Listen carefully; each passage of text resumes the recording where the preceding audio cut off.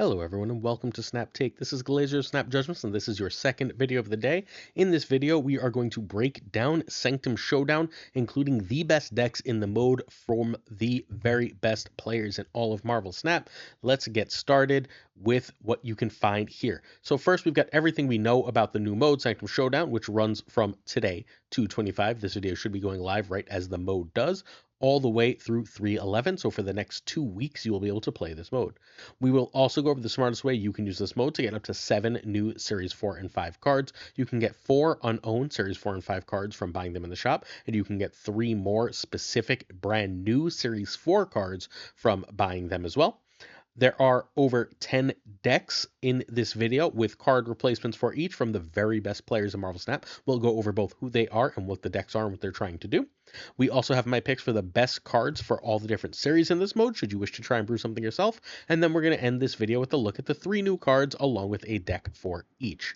Before we get to all that though, I'm going to ask you to hit that sub button, like, and comment as we try to bring you the very best Marvel Snap content every single day, often doing more than one video in a day, making sure that you get the best decks to stay on top of the meta. If you want the best decks every single day, at least 3 brand new decks every day, hit that sub button by pressing the bottom right YouTube looking button, and then you can help support us, and we will try and help support you with massive season pass giveaways. We are giving away our very last Sam Wilson Captain America this week. You can enter to win that this video. All you have to do is sub, like, and then later this video I'll ask you to leave a comment. When you do so, you are entered to win Sam Wilson. Now the key thing here is you have to leave that specific comment. Okay, you have Sam Wilson. Well, next month is the Agamotto month. We will be giving away 5 copies of the brand new season pass card Agamotto on next week's videos, but you got to be subbed and you got to make sure you don't miss out on the videos if you want those season passes. All right, so this is what the mode looks like. This is just some quick examples from the developer video of what everything looks like. You can see a Scream Cannonball Enchantress in one player's hand, 0 out of 16 from Mason and Superman, and no cards to be played. You can see a middle game situation. You can see that one location has a 4 next to it. That 4 on that location means that that is the Sanctum location. It counts for 4 points. You win that location that turn, you get 4 points. The 1-point locations, you win them, you get 1 point each. There's always 1 4 and 2 1s. We'll go over that in more detail momentarily. I just want you to have the visual so you understand what we're talking about. So at the end of this turn, right, Mason's going to go up to 6 points and Superman would go up to 14 points. The first to 16 points is going to win. Then we've got an example of a victory, Mason beating JP, as Mason will have 17 out of 16 points and JP will only have 7 out of 16 points. Thus, Mason will be able to win. Cool. Hopefully this makes sense for everybody and we all understand what we're doing and talking about here. Okay, so here's how it works. This begins as every other game of Marvel Snap does. This isn't anything like Sanctum or Deadpool's Diner where you have any sort of early special rules. You get a usual game of Marvel Snap where you draw the exact same number of cards and you get the same amount of energy on every single turn. Turns 1 and 2 have a Sanctum location worth 1 point. The other locations on turn 1 and 2 are worth 0 points. So starting turn 3, one player could have 0, 1, or 2 points, and the other player can have 0, 1, or 2 points, right? Obviously, the points are not like if one person has 1, the other person can have 0 or 1, as there could be a tie. If one person has 2, the other person will always have 0, right? Okay, so turn 3, there appears a Sanctum location that's worth 4 points. The other locations are both worth 1 point. We saw that in the example on the first slide. On the second example picture slide. So one location will become the Sanctum. That one is worth 4. The other 2 locations are now worth 1. Snapping, each player can snap. You can snap every single turn. Snapping makes the Sanctum worth 1 more point that turn. So if you're pretty sure you're going to win that Sanctum location, you can snap, and now that Sanctum will be worth 5 points. The other 2 locations will, however, remain 1 point each. Every single turn, the Sanctum location will always change. So it will never be, if it's the left location, there will never be that left location twice. And finally, the first player to get 16 or more points wins the game. Now, you get a bunch of you get a bunch of points. What amount of points? We'll explain what that currency is by winning location. So even if you lose the game, you're going to be able to gain however many points you scored in that game in terms of currency. But winning the game gives you scrolls, and scrolls are extremely important. Here's what scrolls mean. Scrolls let you play more. You're going to start with 7 scrolls and get 2 more scrolls every 8 hours, or you can spend 40 goals to get scrolls. So let's say you run out of scrolls, right? And then you play a game and you lose 2 games. Well, now you're out of scrolls and have to either wait 8 hours or pay 40 goals. However, if you win either of those games, you get that scroll back. So that's going to let you play more, which is going to allow you to gain more of the mode's benefits. You can also win locations to get charms here. Charms are what you get for winning locations. They're fundamentally the points here. These are what you use in the shop to get the 4 unknown series 4 and 5 cards. And you can, in addition, raise your sorcerer's rank. We're not exactly clear at this exact moment, although you can go into the mode right now and check what that means as far as maybe you'll get more currency as you're in higher sorcerer rank or so on. But for now, that's how this works. You can get, again, 4 unowned Series 4 and 5 cards, as well as 3 new Series 4 cards from the mode. There's a whole bunch of other things. We'll take a look at some example slides of that momentarily, but that's how this works. Again, you don't need to win the game to get the in-game currency of charms. Winning the game gets you a scroll back, which means you can play more. Also, 40 gold is not a massive amount. So 40 gold means that if you do want to refresh, you should be relatively able to do so. I'm currently sitting on like 7 or 8,000 gold, which means that like should I want to refresh, I can. If you're sitting on even like something like 2,000-3,000 gold, that's an awful lot of refreshes in this mode. There is one huge note as for the Series 4 and 5 unknown cards that I really, really, really want everyone to be aware of. This mode runs through series drops. The series drops happen on 3-4. Do not, N-O-T not, open the unknown Series 4 and 5 cards until series drops if you're missing any of the cards that are dropping from Series 4 to Series 3. Series 3 cards are fundamentally free. You will get them just from the collection track. You do not want them in your unowned Series 4 and 5 cards. So wait for the series drop. Save those charms until after the series drop on 3-4. There's still another whole week of the mode, and at that point you can open all your unknown Series 4 and 5 cards as you wish. Please make sure to do this. I cannot emphasize enough how important that is for everything. And again, once more, you earn charms by winning location points. You get scrolls, which let you play more for winning the game. This is an example of some of the stuff you can own.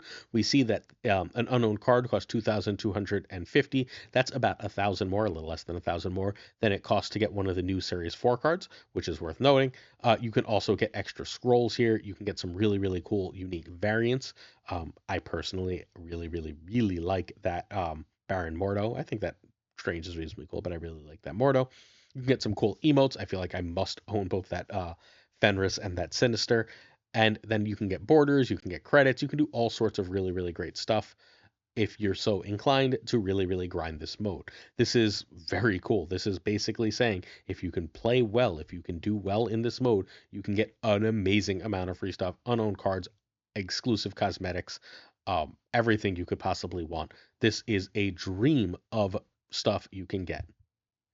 There are some cards that are off limits. They are banned cards. It's possible this list changes before release, but as far as we know, the banned cards are Annihilus because they don't want Clog. And we're just going to go through the Clog cards quickly. No Annihilus, no Debris, no Green Goblin, no Hobgoblin, no Viper, no. That's it. That's it for the cloud cards. Good. There's also no end of game cards. The end of the game is whenever 16 points happens, right? So that means that there is no end of game time to move things or change things, which means no Captain Marvel, Dracula, um, no Invisible Woman, cards like that, M'Baku, etc. There's also no magic because there cannot be a 7th turn. Changing a location to limbo doesn't really make sense. No storm, so we can't just lock down a lane and camp out. No Malekith and a game trigger. No Kang because honestly it just would make the games take forever and be very, very annoying. And then Juggernaut would be the most OP card of OP cards in this mode, and thus there is no Juggernaut either. Quake, same thing, because we don't really want to be throwing the Sanctum around and messing things up here. So that's how this works. I think I'm really, really happy with most of the banned cards. There's a couple other cards I think I would personally like to see banned in this mode, but we'll get to them as we look at the decks. But before we get there, I'd like you to know that tonight, around 6:30 to 7 p.m. Eastern, I will be streaming on twitch.tv/pulseglazer and right here on YouTube. If you're interested, I will be streaming both the new mode and the new card Diamondback. If you're interested in more about Diamondback, please check this morning's video where I did a full review of that card. If you're interested in winning that season pass, the question is simply, which of these decks are you most excited to try? Which of these would you most like to try? All right, let's get to the decks. Most of the rest of this video is going to be me going over like a million decks. So let's kick it out with Sizer's list. Sizer is the current #1 player on the Infinite leaderboard, and he has created this version of the deck. This is very simply trying to put a ton of points out. Quicksilver and Domino are fundamentally saying in this mode, I would really, really like to be able to at least compete, at least try and get to the right spots on turns 1 and 2. You can ignore that Domino for Iron Patriot, for Sam Wilson, for whatever else. You can ignore that Quicksilver for Hydra Bob in those cases. But you want to at least have a chance to get that early lead, those early points, and put pressure on. Those early points and that pressure really does benefit as well Negasonic Teenage Warhead, who can end up clearing out one of your opponent's cards if they're trying to win that location if you have priority. Meanwhile, Makari gives you that extra little bit of priority, gives you that extra little bit of making sure that you can get those cards out. Hydra Bob is keyword big. We're not sure how snapping, and you remember you can't snap till turn 3. We're not sure how snapping works with how long how the points are calculated, so we'll have to see that as soon as the mode uploads, but whatever. Iron Patriot seems insanely strong in this mode. Iron Patriot can do one of two things. You can play it on the Sanctum to get power on the Sanctum, right? But the Sanctum will move, and then when the Sanctum location moves, the next turn, the opponent has to choose whether to try and stop your Iron Patriot or go for the Sanctum lane fairly often, and that's an extremely powerful place to be. This is, more than anything else, seemingly Sam Wilson's mode. Sam Wilson seems amazing. It gives you a power at the start of the game, which seems very good, and then it is a scaler that can move power throughout the game, which really, really will help. Sam Wilson seems utterly amazing in this mode. That's why he's in the thumbnail. Shauna is one of the best ways to put power all over the board. You can play Shauna at some point to try and steal one location while also threatening another. Very, very strong with Iron Patriot in the aforementioned case. Gladiator and Negasonic are your ways of winning that Iron Patriot lane. Gladiator is also keyword big. Stegron, without priority, knocks one of your opponent's cards out of the Sanctum as long as it's not the right location, which is incredibly strong. Cull Obsidian is fundamentally a free play. You have both Quicksilver and the Sam Wilson thing. So you can play Cull Obsidian in 2 of the 3 locations just with that. And if you can play Cull Obsidian in 2 of the 3 locations, that's a 410 in one of those 2 locations. Incredibly strong. We're going to see Cull Obsidian in a lot of these decks. And then finally, Cannonball seems like he's insanely overpowered here. If you don't have priority with Stegron or Cannonball, those cards seem insanely strong. Cannonball in particular, knocking out the strongest thing, should almost always be able to win a Sanctum should the game get to turn 5. And I feel like the game is fairly often going to get to turn 5 or 6. Game should, on average, be about the same length as a Marvel Snap game, sometimes 1 and 5, sometimes 1 and 7, in that general vicinity. Sizer is the creator of this deck. Again, Sizer is the #1 player in the Infinite leaderboard this season. He was #1 last season. He was #2 the season before that. He was #1 the season before that. He's the best ladder player in Marvel Snap, and this is the deck he's starting with. For this list, you do need Sam Wilson and Cull Obsidian. Cannonball can be Gamora. Gamora doesn't knock things out of the lane, but she is the biggest you're going to get for a 5, and your opponent's going to play in that Sanctum location. We're going to see full Guardians list later. Gladiator can be Rocket and Groot. Again, Rocket and Groot's very good, or the biggest 3 you have. Gladiator is, again, here for keyword big. Iron Patriot can be Cable. You're going to see that as a consistent replacement. And Hydra Bob can be Jeff or Nightcrawler. Nightcrawler can start in one location competing and then move to another to try and win you more Sanctum. Same idea for Jeff. Movers have a lot of value for that reason. Next up, we've got Butt's pick. Butt is a tournament winning player. He plays a lot of very, very off meta stuff at a very high level. He was a top 10 player on the Infinite leaderboard multiple times, and he's won our own Snap Judgments League tournament twice. He is one of the very best players in the history of Marvel Snap, and he's going to start with this list. This is fundamentally the Scream meta list right now with a couple of changes. Those changes are fundamentally, very simply, that he is going to run Vision over Arrow, because Arrow isn't especially good in this mode. You don't want to pull things on the don't want a 10 that's going to pull things onto the Sanctum, right? You want an 8 that can move around to the location. That seems very strong. Outside of that, this deck is the basically standard meta list with sometimes Iron Patriots in that, sometimes it isn't, but we already covered why Iron Patriot is so strong in this mode. Scream seems utterly amazing here. Giving your opponent's stuff negative power, moving it out of where it wants to be, seems like a very strong way to win a lot of games here. And you can scale up with Scream and Craven. Scream is right now one of the very best decks in Marvel Snap, and probably one of the most popular at high infinite. This list should be incredible.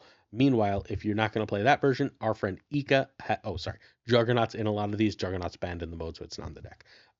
Our friend Ika has another version of this. He's actually playing this on ladder at a 65% win rate right now.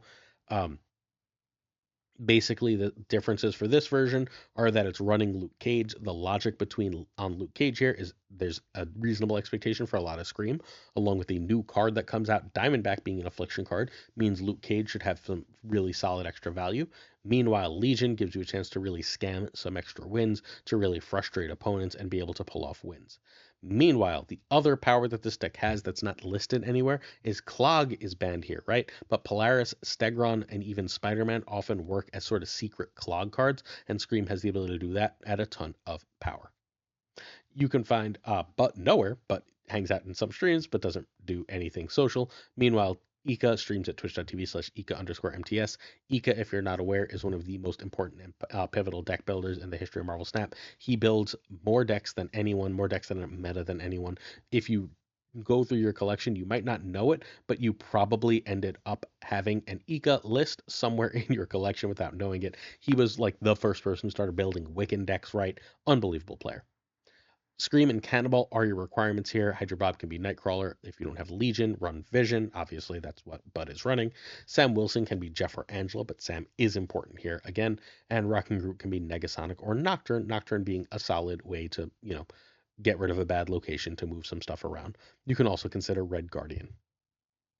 Next up, we have W. W created multiple top tier decks in the history of Marvel Snap. He created several top tier Thanos lists, literal tier 1 Thanos lists, over the course of the game, and he also created the Doom Wave archetype, which was a deck that used Wave along with Doom and She Hulk to win massive amounts of games that was featured in the app. He's an absolutely incredible player, and unsurprisingly, he decided to go wide with a Doom list.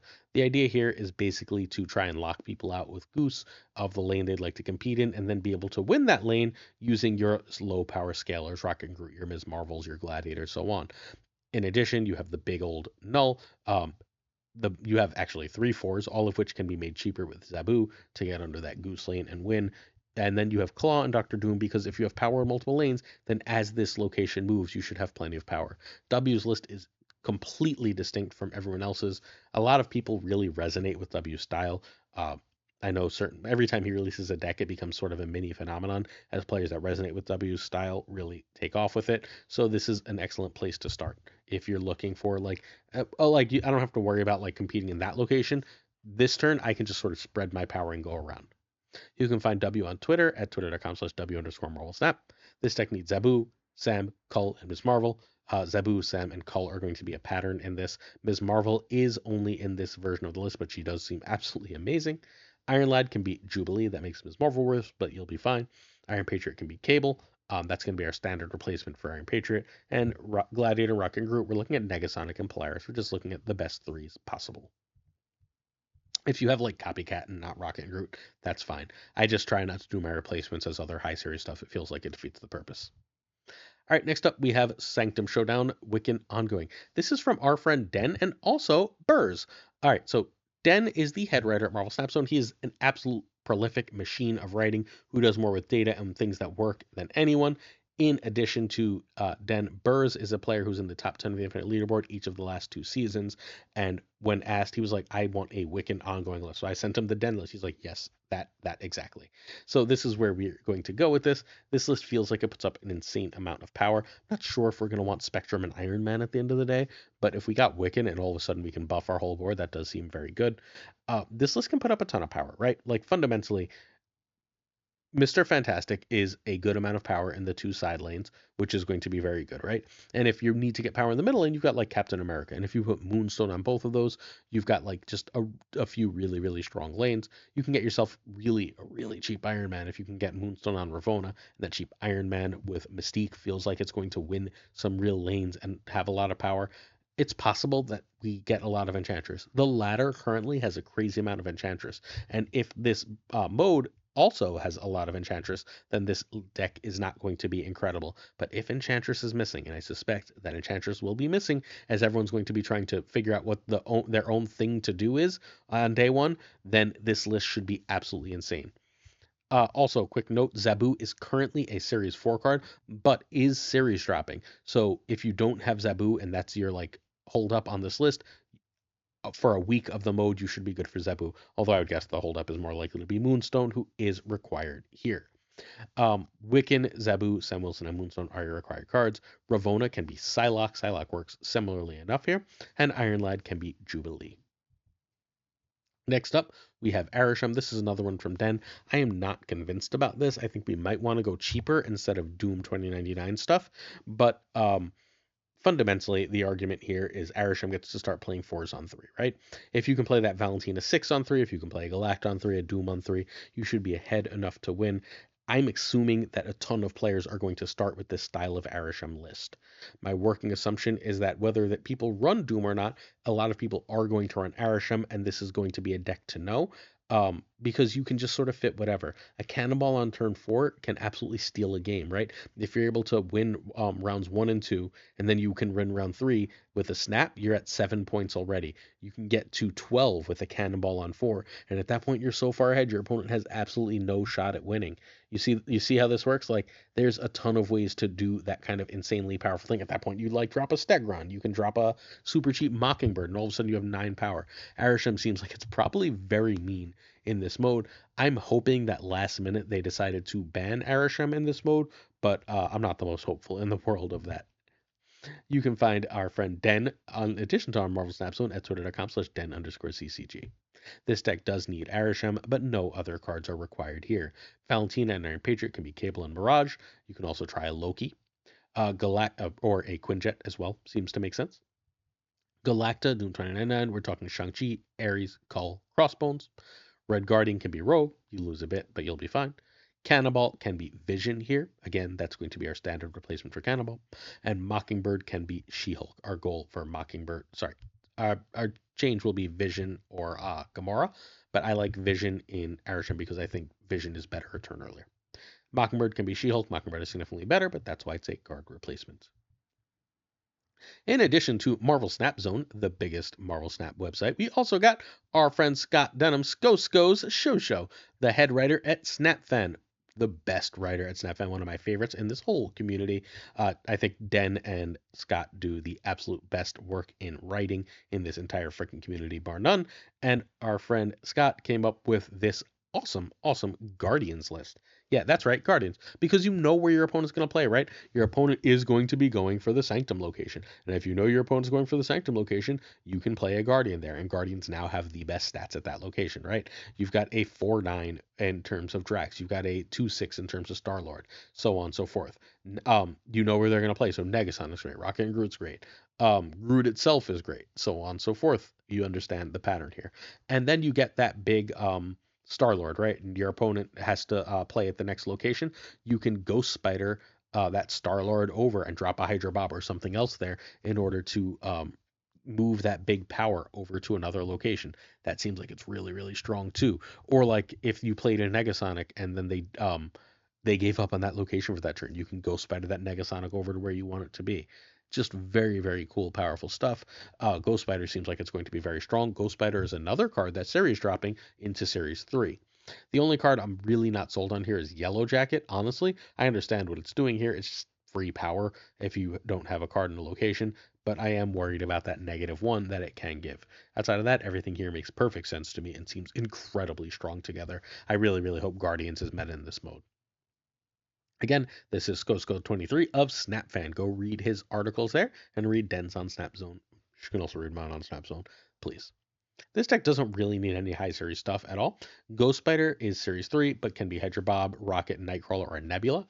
Nebula is another card that will be Series 3. Cannonball can be Gamora. Rocket and Groot can be Gladiator or Nocturne. Iron Patriot and Sam Wilson. Cable, Mirage, Jeff, Medusa, Kate. Makari, Warlock, Gladiator, Luke. Again, we're going to see the same sort of good cards as replacements over and over here. That's why we're not taking a ton of time for it. We've explained what's good in this mode and why. I'm not sold on Adam Warlock. I'm curious about Adam Warlock, but I'm not sold on Adam Warlock here. Next up, we have Cougar, another player who's topped on the Infinite Leaderboard last season and is currently rank 11 as of now. Cougar decided he's going to try this sort of a little bit of everything deck. This is probably most similar to that Sizer deck we looked at the start. Nebula and Rocket and Groot seem very good here. You can put Nebula to try and win an early location, right? Or you can put Nebula, if Nebula just goes down early, what she fundamentally does is if your opponent doesn't play on her every turn, and they probably won't if it's not the Sanctum location, she gets bigger so that when she is the Sanctum location, she's a lot of power. You can also put Rocket and Groot on Nebula and make sure you get 2 power every turn. Luke Cage is here because everyone I know is assuming that Scream is going to be one of the most powerful decks. Hydra Bob, again, just is a lot of stats early. Iron Patriot, we've discussed. Kate, this is our first real appearance of Kate Bishop. Kate Bishop seems incredible here. She's the only potential Clog card that we really have access to, but Clog, outside of moving opponent's cards, but Clog does in fact seem incredibly strong here. She can get you an Acid Arrow that can fill a location, basically guarantees you that location for the rest of the game. I could see Titania doing something similar, but Titania seems more dangerous, so Kate Bishop is better. Makari again is just free power, and then we have Galacta, and Galacta is a way to say, if this game goes long, I don't want everything to fall apart. This is a list that's trying to win early, right?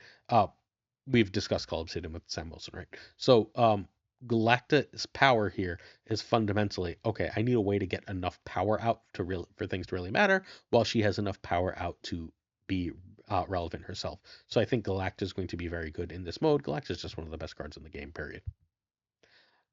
You need Galactus, Sam, and Cull for this list. Gladiator, Wrecking Group, Makari, Negasonic, Polaris, your biggest threes in general. Nebula and Hydra Bob, Quicksilver, Nightcrawler, Iron Patriot, Kate, Cable, Mirage. Nice and simple, right, friends? All right, next up we got Toxic Soul King's Wiki Showdown. We're going to do two Toxic Soul King decks. Toxic Soul King is a highly experimental player who plays great and is always in the top 100 of the Infinite Leaderboard at the end of every season. So Toxic Soul King is awesome, someone we want to pay attention to. And Toxic Soul King decided to try Loki Wiccan. I think this is a really cool idea because if you can get Loki early in this mode, playing their cards for cheaper should be enough, along with your powerful cards, to win the game. Quinjet will make your Loki cards absurdly cheap, but also will work with your Agent 13, Maria Hill, and Agent Coulson cards in order to, or an Iron Patriot, to make those cards cheaper. Those cards are all buffed by Victoria Hand. Buffs seem very strong. And then this is our most control-y deck with Shang-Chi and Enchantress. A lot of people are going to be running a lot of the same cards in this mode, as you can see, right? We've got a lot of Iron Patriots, we've got a lot of K-Pitches, we've got a lot of Sam Wilson, we've got a lot of Rocket Groot. Being able to generate cards gives you a way to actually steal cubes. We don't know if you're going to be able to generate cards that are banned. I would assume not, but even if so, this does seem very strong. To just be able to say, everyone's running these cards, but you don't know that I have this thing. Obviously, also, Wiccan is incredibly strong. If games end on turn 5, 6, Wiccan is going to be about as strong as usual, and this deck should be very good at getting that Wiccan curve and being able to pull that off as well. You can find Toxic Soul King at twitch.tv/Toxic Soul King TTV. Please check him out. He's probably streaming right now. That boy is always streaming. This deck needs Wiccan and Victoria Hand. Kate and Iron Patriot can be Mirage and Penny Parker. Rocket and Groot can be Gladiator and Negasonic. Toxic Soul King also came up with what everyone is assuming is going to be the best deck, but if this one's good, I expect to see a lot of Killmonger. We have Kazoo, because Squirrel Girl on 1 covers all 3 locations, right? That's power for everything. Shauna on 3 is very, very strong, and then you can further pump that stuff. You can get so huge with Gilgamesh or play early cards like Mockingbird in order to steal lanes. This seems incredibly strong. Toxic decided to throw Captain America in here along with Sam Wilson Captain America, which also seems very good as a way to make your weaker cards early, like Ant-Man or Dazzler or even Kazar and Blue Marvel, have enough power to really, really compete earlier in the game, along with being very good with Kate Bishop's Pym arrow. So everything here really does sing together. I think that outside of as far as regular archetypes, if I had to guess which regular archetype is the best, it's probably going to be Arishem or Zoo, and then the decks that are built specifically for this mode, like Sizer and Cougars. That is where my guess goes immediately. You can find, once again, Toxic Soul King at the same place. For this version of the list, I think you need Mockingbird and Marvel Boy. Marvel Boy's scaling power does seem important, although his power at the location he's at does suck. Gilgamesh can be Cannonball, Cull, or Stegron. I don't think Gilgamesh is the biggest thing in this deck, right? But Cannonball is still going to say, you're not in the location that matters. Cull, you can always play because you have so many ones, and then Stegron is just going to help you win a location. Sam Wilson and Kate Bishop can just be extra ones. We're looking at Hydra Bob, Nightcrawler, Quicksilver, Nebula, etc., etc. Next up, Zombies Go Nom Nom. The great Zombies Go Nom Nom has a Scar list. Scar could be absolutely incredible here. Scar wins a lot off Juggernaut, so it won't have that. But hey, this could still be very strong. We've got Zabu, which could say I could just start playing 4/10s on 3, which seems very good. Surtur's scaling seems absolutely deadly because you can 6 Surtur in the main location, and then he's a threat there. Or if he's in an off location, he grows so that when his thing becomes the main location, that's powerful. And everything else here is just sort of like the same stuff as always. Atuma does have some danger and does require you to run armor in this mode, but it also helps prevent some of the clog bullshit that you would otherwise have to worry about. This is a very, very seemingly powerful list. I wouldn't be shocked to see this be really great, but I also wouldn't be shocked to see this be a little bit too slow. You can find Zombies Go Nom Nom at twitch.tv/Zombies Go Nom Nom. He's also at the same name on YouTube. You do need Scar, Surtur, and Zabu, and once more, Zabu is lowering in series. If you don't have Sam Wilson, you're going to have to run Quicksilver because you do need a way to make sure that you can play that Cull Obsidian. Ares and Cull can be Typhoid, but you need to add Luke. You do need Ares or Cull. And if you're going to add Typhoids, you need to add Luke. If Scream is everywhere, you might want to add Luke anyway. Iron Patriot can be Cable or Mirage. Hydra Bob can be Nightcrawler. And Rocket and Groot can be Gladiator or Cosmo. I really wanted, by the way, Mockingbird and Sasquatch to be meta in this mode, but there is no Mysterio, and that really does hurt the Sasquatch portion of that combo. This is my deck. I don't know if I count as a top player. I'm top 100-ish when I try. I usually finish around the top 250. I was on vacation for a week, so I'm around 500 now. This is my afflict try. My basic logic is if people are going to not play Luke, I can take advantage of Luke. And how I want to take advantage of Luke is running Man-Thing. Man-Thing should be able to fundamentally immediately steal a lane. We see how low cost so many of these decks are, and so I want to be able to try to do that. In addition to that Man-Thing, I would like to be able to use Cassandra Nova for some power as well. I think Cassandra is going to be huge because I expect Arishem to be great, and a big Cassandra Nova basically guarantees me a lane win. Outside of that, we have the standard Rock and Groot. We have the standard Zabu for our 4-drops. We're running Cull Obsidian in this list because we do have Captain America. We do have we do have Sam Wilson, Captain America, so we can always play that. Anti-Venom seems incredible here with Luke Cage. If we're running Luke, I feel like we might as well run Anti-Venom as just a way to get that extra power. The Zabu gives us an extra way to win that Iron Patriot lane as necessary, along with Cassandra. Hazmat, I'm not sure about Hazmat. Hazmat might want to be a different card here. It might want to be like a U.S. agent, for example, but I am going to start with Hazmat because I feel like people are going to try and flood the board, and if they are, then Hazmat seems incredibly strong. I really wanted Malekith, obviously, but Malekith is banned from the mode. You can find me at twitch.tv/PulseGlazer tonight. Zabu, Cannonball, and Man-Thing are your needed and required cards here. Like, I wouldn't play this without Cannonball. I think Cannonball is incredibly important. You could try Ajax, but I'm trying this for specifically that. Iron Patriot can be Nebula or Cable.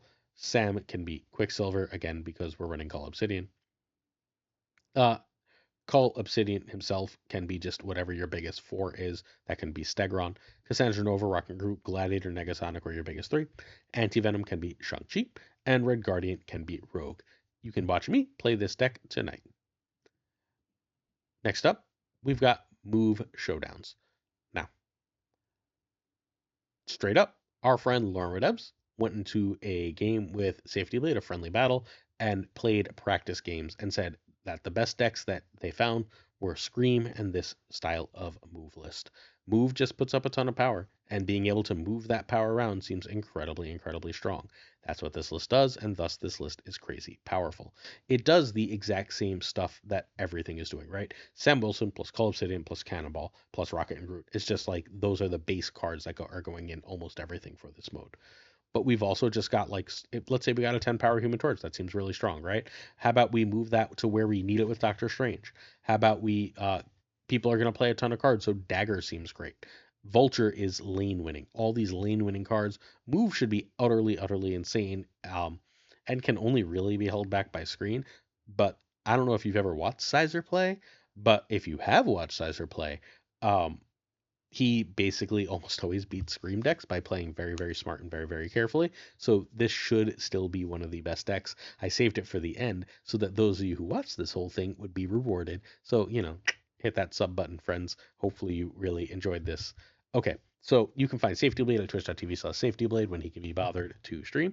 You can also find Lauren Bedevs at twitter.com/Lauren Bedevs. She is the queen of Marvel Snap Math and is also on the creator and founder and host of the Snap on This podcast, so check it out. This deck does need Madam Web and Aranya. Sam Wilson can be Cloak or Craven here. I'm very curious for how good Craven or Cloak would be here, but we shall see. Rock and Groot can be Nocturne or Frigga. I'm not against the idea of a Frigga here because I feel like if I could just make that big Human Torch, even if I'm giving up one turn to play that Frigga, it's probably worth it. I don't want to bounce it though. I don't want to bring it back because that takes power off the board. Cull Obsidian can be Stegron. That seems like the standard replacement. And Cannonball can be Gamora because, again, that's the big thing. You can also try Vision in that spot. All right. These are the cards that are Series 3 and under that I expect to be the best in Sanctum Showdown. I think that this is going to be an amazing Quicksilver mode because your opponent misses on turn 1, you just get a free point. Free points are good. Remember that you also get the currency for just stealing those extra points. I expect Cable to be great here. People are going to be running a lot of low curve, powerful stuff. You having their low curve, powerful stuff seems very good as a general rule. Mirage as well will be very good, but I didn't want to put them both on here. Mr. Fantastic spreads power. Mr. Fantastic is one of the cheapest ways to spread power, along with Shauna, and I expect both of those cards to be excellent here. Mr. Fantastic has a lot of ongoing synergies, while Shauna has a lot of zoo synergies, and they should both be strong. Killmonger did not appear in any of these decks. None of the top players are going to start with Killmonger. But if Zoo is as good as expected, expect Killmonger to start showing up. And if Killmonger starts showing up, perhaps we can expect Death to start showing up as well. Maybe Mill can be good, but no one seemed to think Mill was going to be especially strong here. We shall see. I would expect Mill to be strong, but again, none of the top players thought it was. But Killmonger will find a home at some point.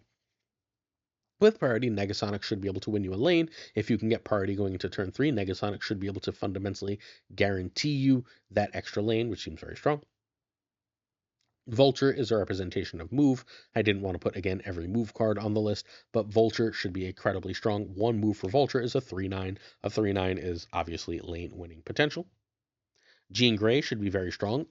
If the meta ends up being things like Arisham, being able to put a Jean Grey in the non-sanctum lane and force your opponent to play there, it seems very strong if you can run a low enough curve deck. I'm not sure if that works, but I bet you ongoing has at least some shot at making that viable.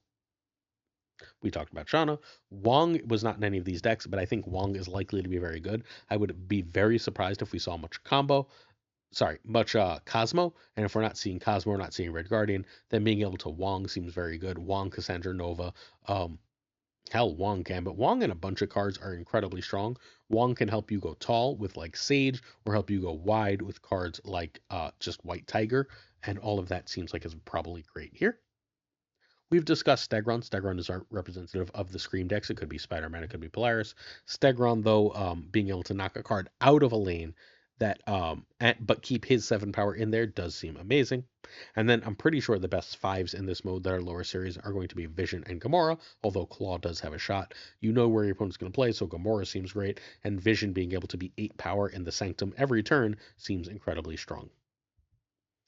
My assumption for the best series 4 and 5 cards are, I think Madam Web is going to be amazing here, because again, being able to say my powerful card is in the Sanctum for 2 turns in a row does seem absolutely excellent. Scream is again going to be one of the best decks.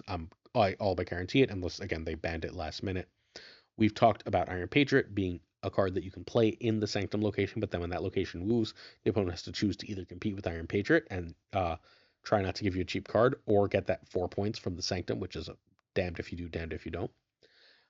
Kate Bishop has 2 amazing arrows for this mode. The grapple arrow, being able to say, okay, I'm going to pull a card over to the Sanctum the next turn, seems very, very good. And the acid arrow for Clog also seems very good. Kate Bishop I expect to be everywhere. Sam Wilson is movable power, and in addition to being movable power, it gives you access to one of the most powerful 4s in the game, called Obsidian, in every deck. Without Juggernaut in the game, Rocket and Groot is incredible. If you've ever had to play multiple cards on a Rocket and Groot, you understand how powerful that is. Being able to do that on Sanctum one turn and then another turn seems completely bonkers. Rocket and Groot should be great. Makari just as free power. Free power here seems very good. Ms. Marvel is terrible in regular Marvel Snap, but seems like she would be great here. Again, she represents 15 power if you can get her going, and you should be able to get her going relatively easily if you're running a low curve stuff. Only W really tried this, but it seems great.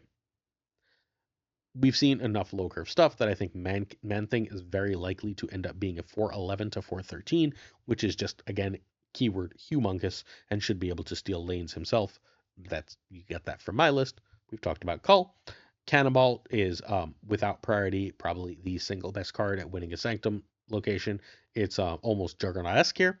And then we have Mockingbird, who, if we can figure out ways to get cheap without running Mysterio, right? So we're talking Shauna here to make her a Shauna alone makes her a 3/9. If we've got Shauna and a Sam Wilson shield, now we have a 2/9. That seems like a location winner. That is going to be very hard to beat early. Amazing in Arisham as well. And I'm very excited to see Mockingbird go in this mode. That's my pick for the best series 4 and 5 cards for Sanctum Showdown. Oh, also, Kate Bishop. Sorry, not Kate Bishop. Kitty Pryde seems like she has the potential to be really, really, really good in for the 3 and under. And I didn't include Nebula, Ghost Spider, and Zabu, all of which are very likely to be absolutely incredible. But I didn't know whether to put them under Series 3 or 4 and 5. Halfway through the mode, they will be Series 3. I expect them to be absolutely incredible and super powerful as well. If you'd like to see gameplay from all these decks, please check out the stream team.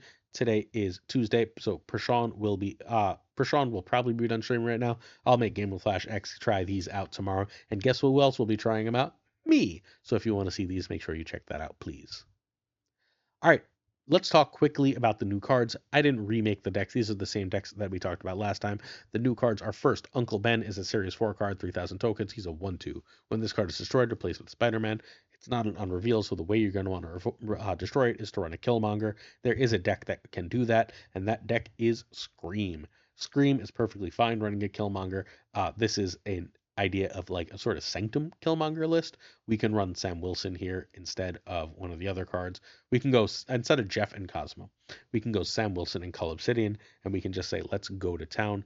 Uncle Ben here with Killmonger just gives us an extra Spider-Man, which can give us an extra Craven or Scream trigger as well. Oh, we can't run Juggernaut and Sanctum, so guess what we're running? Rocket and Groot, like always. This seems like it's probably really good in Sanctum and on ladder. I don't know. This is where I'm going to start with for Uncle Ben.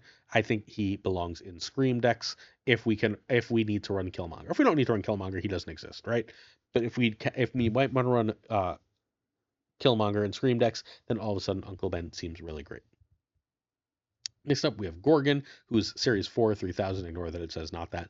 2/3 ongoing. Your opponent's cards that didn't start in your deck cost 1 more to a maximum of 6. It's good if Arisham's everywhere, right? But if Arisham's everywhere, I already have Cassandra Nova and Darkhawk to take care of that. This could be good against Victoria Hand and some other shenanigans. I think that this card probably doesn't really see play. Its main use is going to be for Black Widow.